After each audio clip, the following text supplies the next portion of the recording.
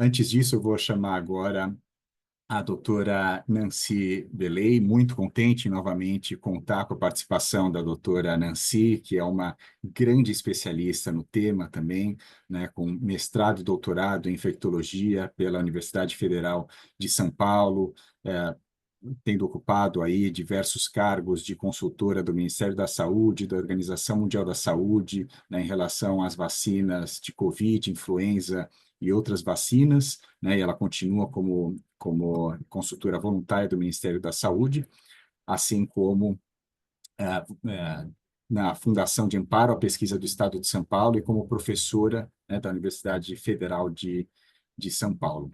E nós convidamos a doutora Nancy para nos ajudar com a seguinte questão, né? Como a vacina contra a influenza e outras vacinas, especialmente pensando em adultos com CCNPs, podem ser aliados, né, para alcançarmos o ODS 3.4, então, que é é, aquele ODS, né, o Objetivo de Desenvolvimento Sustentável da ONU, dentro da Agenda de 2030, que diz que até 2030 nós devemos reduzir em 1/3 a mortalidade prematura por doenças crônicas não transmissíveis via prevenção e tratamento, e promover saúde mental e bem-estar. Então, será que a vacina contra a influenza e outras vacinas são aliadas nesse sentido, doutora Nancy?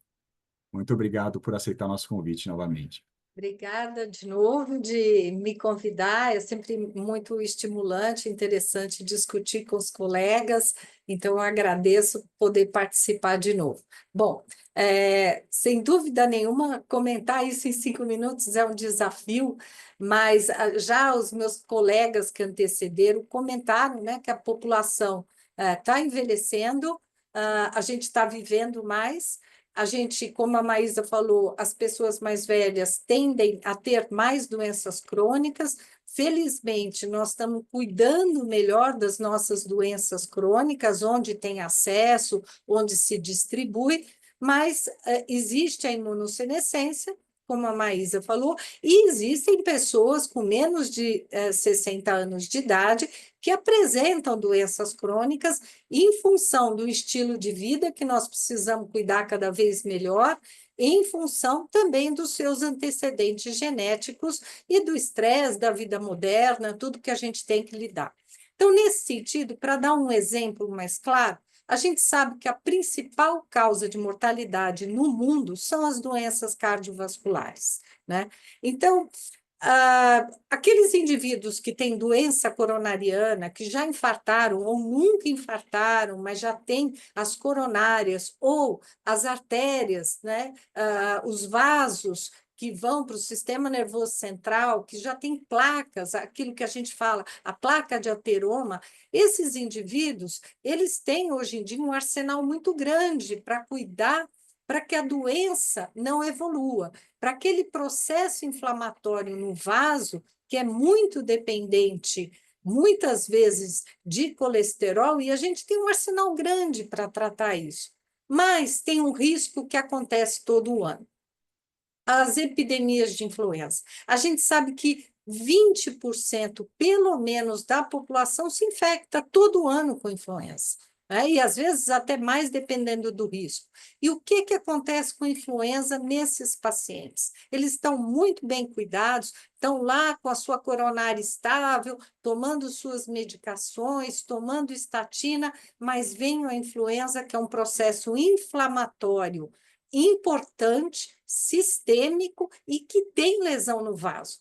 Tanto é que vários estudos mostram que até 15 dias depois de uma infecção por influenza, mesmo que o indivíduo não tenha mais sintomas respiratórios, ele tem 6 a 10 vezes mais chance de infartar. Isso vale também para outras doenças respiratórias.